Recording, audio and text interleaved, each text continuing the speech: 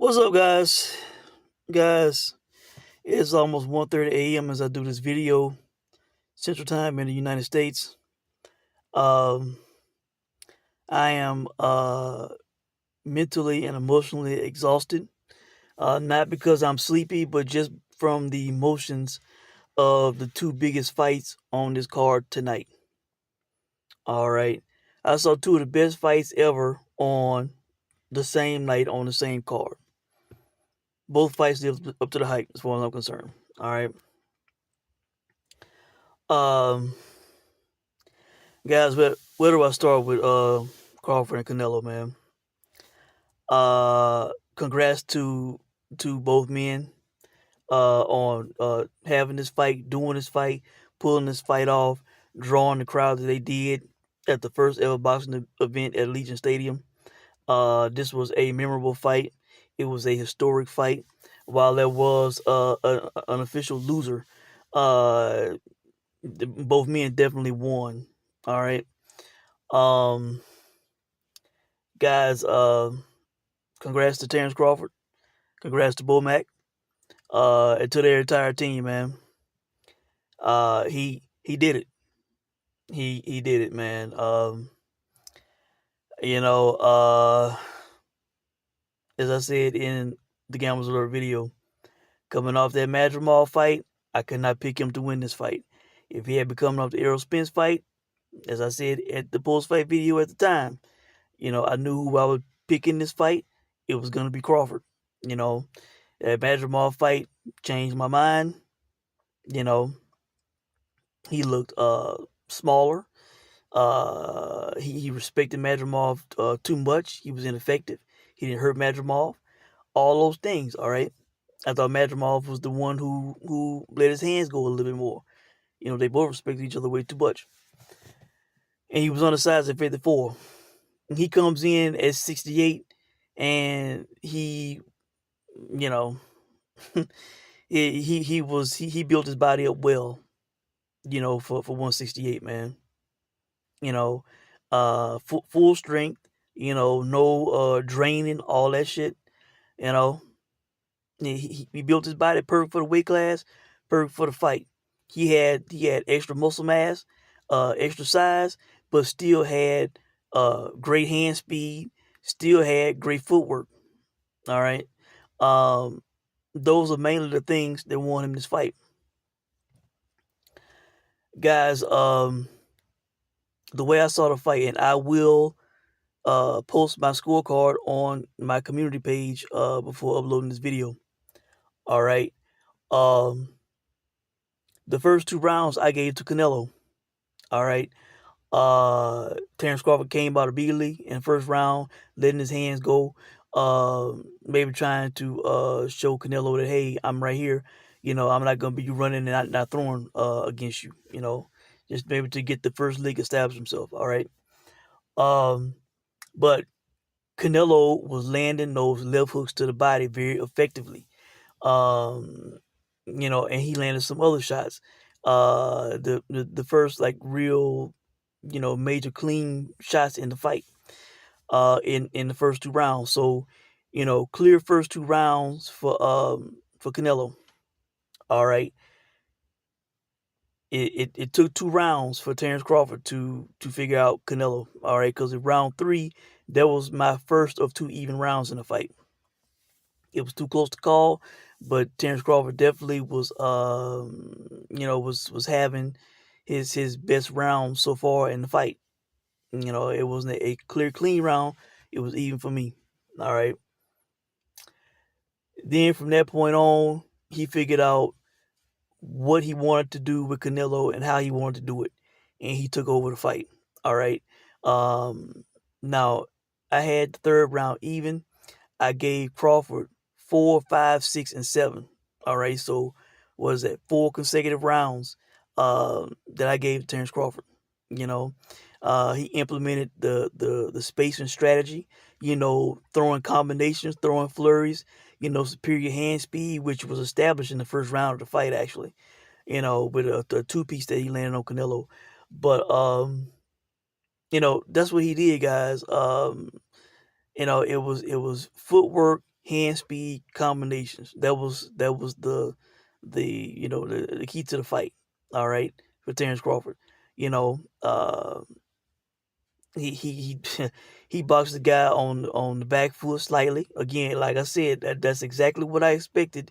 He fought the fight that I expected. Now, to be truth be told, I really did not see him taking Canelo's shots as well as he did. You know, and that's the thing, man, with Canelo. You know, if his power game is not working, whether the intimidating factor of it is not working, whether the actual power game itself isn't working, hurting you, dropping you, what's the plan B? He really didn't have one. That's why the fight was getting away from him. All right. Now the eighth round, I gave Canelo that round. All right. Uh, that was that was his best round in a while in the fight. All right, the ninth round, that was my second and last even round in the fight. All right. Round 10, which at the time I was like, this is a very controversial round on my card. Um, the 10th round, I thought Canelo was clearly winning the round. In the beginning, the first half for sure, maybe a little bit more. And then all of a sudden, Terrence Crawford turns it on, has some very good success with the punches that he's throwing and landing. All right, to the point to where I thought about making it an even round. You know, but I end up giving it to Canelo because I feel like he did his work more so in control of the round longer than Terrence Crawford did. Even though what Crawford did at the near the end of the round was amazing. I still gave Canelo that round. All right, that was the 10th round. I believe at that point the fight was even on my card. All right, I know some people might disagree with that. From what I'm seeing and hearing, the unofficial score on during the fight, I don't know what fight he was watching. Man, he was giving Crawford all those early rounds like Canelo wasn't having any success. I totally disagree. All right, um, but you know, the fight I believe at that point was even. All right, the 11th round. If I remember correctly, I think that was the round the 10 between 10 and 11 when Bomac was giving him a really good pep talk, telling him that he had to go out and close strong, all that. And sure enough, he was the one in the 11th round that came out and controlled and dominated the round. It was a clear Crawford round. All right. So at the end of the 11th, I had Crawford up by 1 point on my card. Canelo needed a knockout to win that fight. He needed to win the round to get a draw. That's the position he was in the 12th round through my eyes and on my scorecard. All right. And Canelo, to his credit, and when he came out, he came out, probably in a ferocious manner in which he should have for at other times in the fight instead of you know, letting Crawford control the fight the way he was. He did come out aggressive. He had some success. He landed some shots, but again, Terrence Crawford was amazingly, you know, able to eat and take Canelo's punches, whatever he did land. He was still there, and at that point, what was Canelo's plan B? To outbox Terrence Crawford, that wasn't working. The boxing game wasn't working, the power game wasn't working, and it got to the point, when after Canelo had his success, once Terrence Crawford started throwing combinations again, started showing some superior hand speed, hell, even superior defense, all right. Which I felt that Canelo would be more superior defensively, and he was not. All these things, man, and the fact that he was having problems hitting the guy, he was getting hit by the guy, and then the footwork was the problem, frustrating him, as it has happened in the past, and his power game was not working. Canelo's volume dipped. He got discouraged. He basically waved the white flag. You know, as far as I'm concerned, guys, and he lost that round. Clearly at the end of the fight, a round in which he needed to throw the kitchen sink, and he did not. He should have went for broke, even if it meant him getting hit, hurt, knocked down, knocked out, whatever. He should have been going at Terrence Crawford nonstop, looking like a desperate fighter, and he didn't. That for sure, the last half of the round, he did not. He had clear frustration on his face, and his volume dipped. So that gave Crawford the fight on my card, 116, 114. I had him winning by 2 points. Some people think Crawford won wider than that. I disagree. That would be saying that Canelo did not do good work in this fight, and he did do good work in this fight. He did land some powerful shots up top, and that would be taking credit away from Crawford, because Crawford ate those shots. He landed some good body shots. He had his moments in the fight where he was in the pocket, where he had Crawford right where he wanted him, right in front of him, and still, he could not hurt Crawford. He did not drop Crawford, have him wobbled, you know. And I think we all would assume that Canelo felt that Terrence Crawford could not stand in front of him and take his punch. You know, hell, I mean, I would completely understandable, because Canelo been fighting all these naturally bigger guys who were getting beat up by him, dropped by him, stopped by him. When you think about that, guys, that makes what Terrence Crawford did extremely special, man. It makes it extreme. I was saying this before the fight in my pre-fight Gambler video. All these guys, man. Um, uh, Callum Smith, man. Who was unified, who had won the World Box Super Series, who was much bigger than Canelo, naturally bigger, and he got beat up by Canelo to the point where that fight should have been stopped. I said that's the best Canelo I ever saw, was the one that fought Callum Smith. All right, I'm forgetting the guy that he fought in his debut at 68. Again, a much taller guy. Chopped him down with body shots. All right, and he was a champion. All these guys, but Billy Joe Saunders, who was a career middleweight until he moved up to 68, for those last few fights, and a mover, naturally bigger guy, he succumbed to Canelo's power. All right. Caleb Plant, again, much bigger guy, superior footwork, stayed on the outside, was outboxing Canelo, in my opinion, doing a great job. And he just, I mean, guys, he got caught, man. He got caught. He got tired, and he got caught. All right, and he got put out. And again, a naturally bigger guy who got put out by Canelo's power. You know, um, hell, who else did he fight? That was Berlanga. Berlanga. A much bigger guy, thicker guy, a strong guy. Um, he had Berlanga on the back foot. Knocked Berlanga down. Jamil Charlo, forget about it, all right? Jamil Charlo can never speak ill of Terrence Crawford. Jamil Charlo needs to bow down to Terrence Crawford, kiss the ring, kiss the feet, all that shit, all right? Hell, give the man his undisputed titles. Because, man, he just completely ran and was terrified of Canelo. Simply happened to go the distance with Canelo, man. And what Terrence Crawford did, it was amazing, man. So, again, congrats to Terrence Crawford. That was an all-time historical performance. All-time great at 35, all-time great at 40. Undisputed at 40, all-time great, undisputed at 47.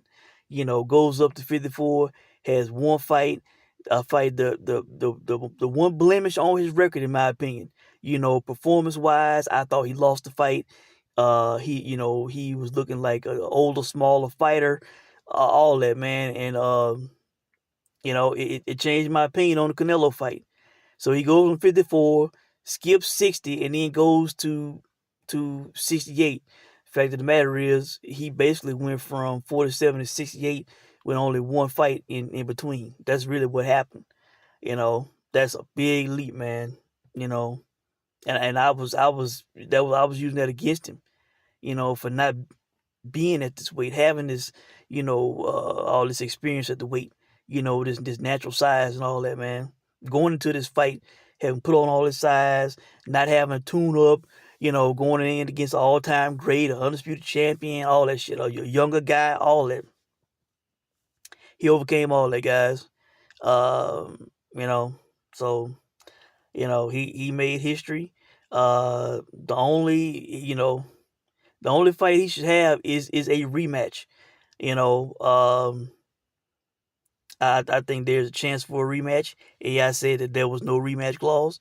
I don't really know why Canelo would do that or agree to that. Maybe that was part of the agreement to get the payday that he got, the rematch. But man,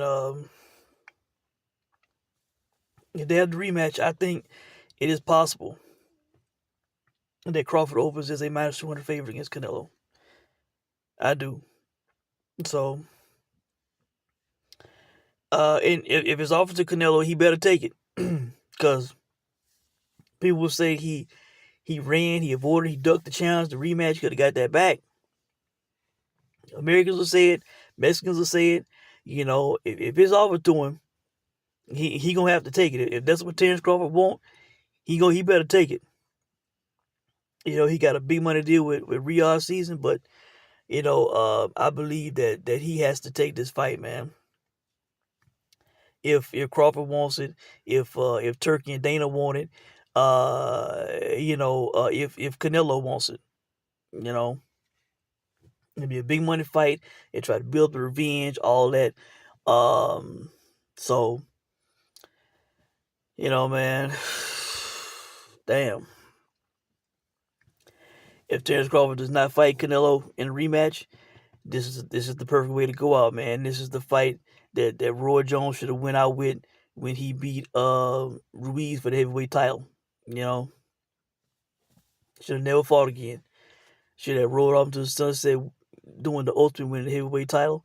You know, this is Terrence Crawford becoming a three-time undisputed in three different weight classes, man. Um, Fighting an all-time great, a legend. One of the best fighters of his era in Canelo, man. Maybe Mexico's greatest fighter. And there's no better way, man, than to go out this way and having people think about you in their way. Not looking at you as some old shot fighter who hung around too long, lost, put a blemish on his record, all that shit, man.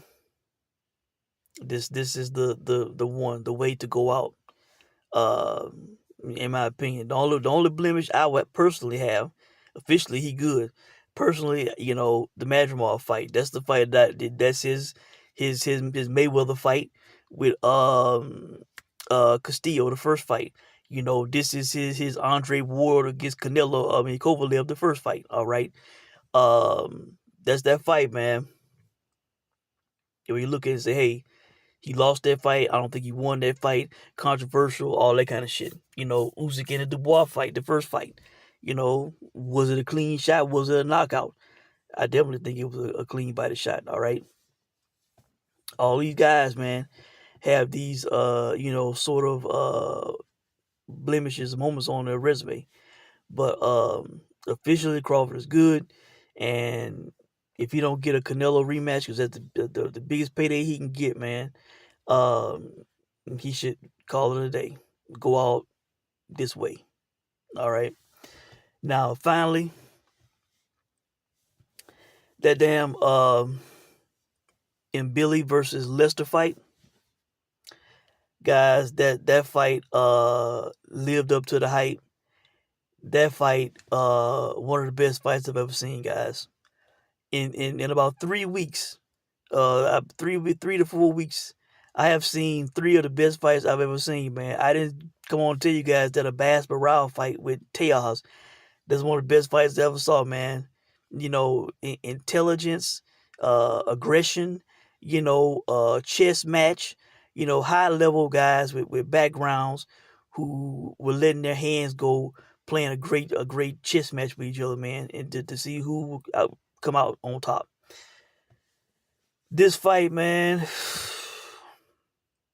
Mbilli did what we all know him to do: front foot heavy, coming forward, throwing bombs.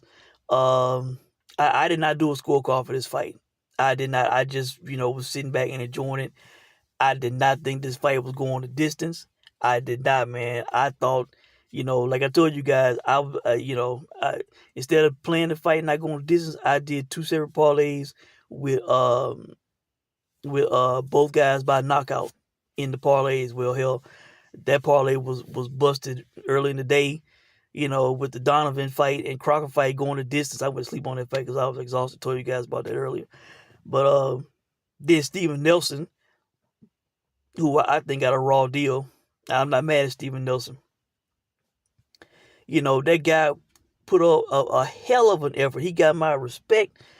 Forever got my respect for what he did against that much bigger, younger guy in Pacheco. Man, look, he went a full 10 with Pacheco. Man, took hella shots. And got my respect. And this guy was coming forward on him, throwing flurries, and because he didn't, react immediately the way that they wanted to, somebody on the outside saying stop the fight. The ref gets in and stop the fight in the first round. That was man, that was crazy, man. That was messed up. I disagree with that, man. I disagree. Steven Nelson, when the ref stepped in and was stopping the fight, he had his hands up. He was ready to go. That was bad, man. That was bad. So I'm not mad at Steven Nelson about that. All right. Now back to the Mbilli Lester fight, man. Mbilli was coming forward. He was letting his hands go. He was throwing those big ass power shots, man. I think by the end of the second round, I was starting to see the heavy breathing start with Mbilli. All right. These guys, man, these guys were born for each other. They were made for each other. Hell, I'm already calling for a trilogy between these two, man. Guys, by the fourth round, it was so back and forth, so competitive. Nobody really taking a back step. If you throw three at me, I'm throwing three at you. It was that kind of fight, man. A hell of a fight. Heart, power, chins. Not taking a back step, not giving an inch. That's how these guys fought each other, man. And let me say this before I forget it. While I love these big stadium shows, the big crowds, man, I wish, in a way, this fight would have been better on TV if it had been in a smaller, more intimate setting, like the theater at MSG or another one of these smaller venues, man. Even if it was at the StubHub or whatever it's called now, I forget what it's called now. Something like that, man. One of these smaller, max 10,000, and that could be too much.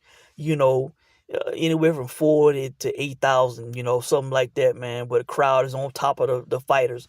A lot of hardcores in there. Man, it would have came across so much better. That crowd was so seemed like it was so spoiled, so spread out that you really couldn't hear them. They really wasn't appreciating the fight the way I was appreciating the fight. Guys, this fight changed big time to me in the fourth round. All right, if I remember correctly. Now, like I said, I was starting to see Mbilli, breathing a little heavier, all that. By the fourth round, his volume was starting to dip, and then he was the one who initiated the first clinch, I believe, in that round. All right. And I said, "Oh boy, there you go. This is where the fight has changed. His volume has dipped. Now he's going to clinching instead of going to war. At that point, I realized the kind of fight that Lester should have fought to clearly beat Mbilli, because he had slowed down. All right. First off, Lester should have been going to the body way more than he did. He did something in the beginning, but as the fight went on, it was more he was fighting, throwing shots up top. He should have threw more body shots, guys. All right. Then what he should have done was, as Mbilli was starting to tire, he should have made it more difficult for Mbilli to find him. All right, instead of being right there for Mbilli to hit, to score on, to win rounds on, you know.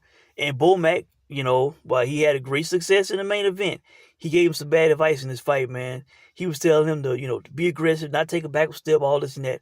I understand him telling him to not, lay on the roof, let the guy hit on him. That's bad optics. The judges could give Billy rounds because of that. All right, but what he should have done was Lester should have started boxing this guy, man. He should have started circling around the ring, been on the back foot, hit, not get hit. I'm gonna make you chase me, but as you come in and get tired, I'm gonna discourage you. I'm gonna hit you. I'm gonna hurt you. And score on the guy and not let the guy touch him. I know that was not the mano a mano fight. That was not in his head and heart for a guy like Mbilli, who respected him, looked nervous at the weigh-in, looked nervous walking out. Mbilli knew that this was a different kind of fight that he was going to have, man.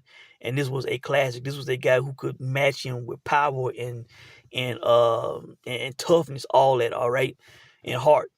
So guys, that's what Lester should have done, man.